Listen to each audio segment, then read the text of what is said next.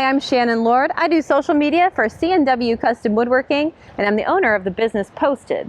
Today I'm going to take you through a project that C&W Custom Woodworking is working on right now. Typically they work in homes that are about no more than 10 years old. They do built-ins, mantles, ceiling beams, stuff like that. Well, today we're going to be looking at a building that was built in 1930. So we're going to see some really unique choices that were made in the design and things that they had to consider in this process. I'm going to go ahead and introduce you to Amy Fleury. She's the lead designer at C&W, and she's going to tell you about the things she considered while working on this. Today we're talking about a law office that is in Columbia, Tusculum. This building used to be a funeral home. Interesting fact. Let me tell you about it a little bit. It's got this really big main room, and then it had a pokey little fireplace that we redressed, and then we added beam ceiling. So you can see we have this two-tier wainscoting and beams, and then there's our fireplace. It had to be boxed out.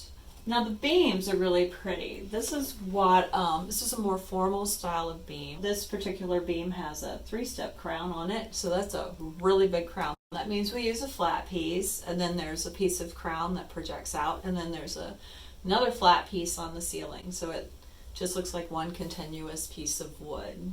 And it has a great big window on one end that's just going to let in so much light. And I really feel like with the beam ceiling and the wainscoting all around.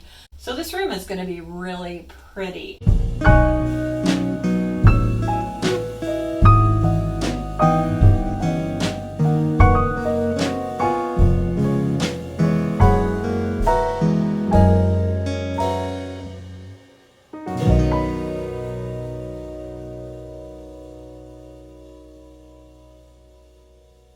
Finding out information on this old building was really fascinating. I tried looking at old census records. I tried looking it up on the county auditor, and I got a little bit of information from those things, but where I really found the personality was through looking at old newspapers.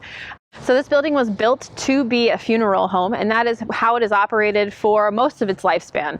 The owner was Harold B. Barrere, and he was a funeral home owner on the same street, and he was doing that in 1927.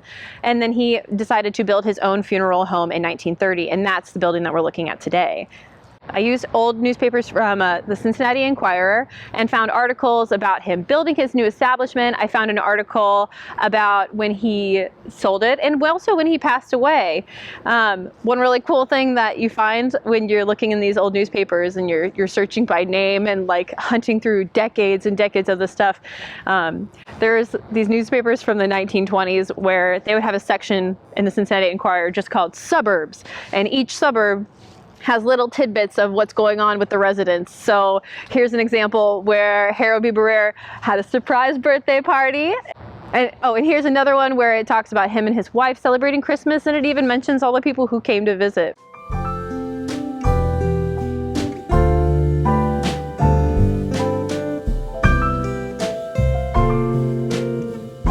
Funeral home buildings have a part on them that's called a porte-cochere, and I thought it was really interesting because I was noticing this as I was looking at other pictures of funeral homes, looking at Gilligan's funeral homes, that they all have a porte-cochere, which is a little area where you can be dropped off and be able to walk straight into the visitation area.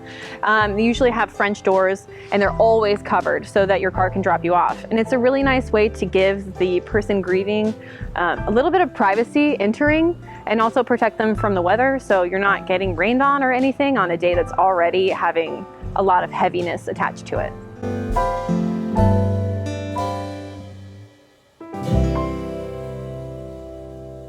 Harold B. Barrere ended up selling his funeral home to Gilligan's, and they also do funerals. They're still around in the area to this day. And then just recently, Ritgers and Ritgers law offices went ahead and purchased the property, and now the funeral home is a law office. They specialize in criminal defense, DUIs, divorce, and personal injury. So if you need any of those things taken care of, I know a guy. They decided that this funeral home, as nice as it is, could probably use a little bit of an update now that it's a law office.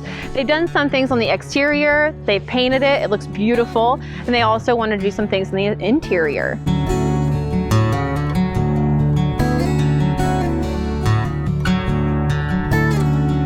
Old buildings have so much character. It's been really fascinating learning about this one.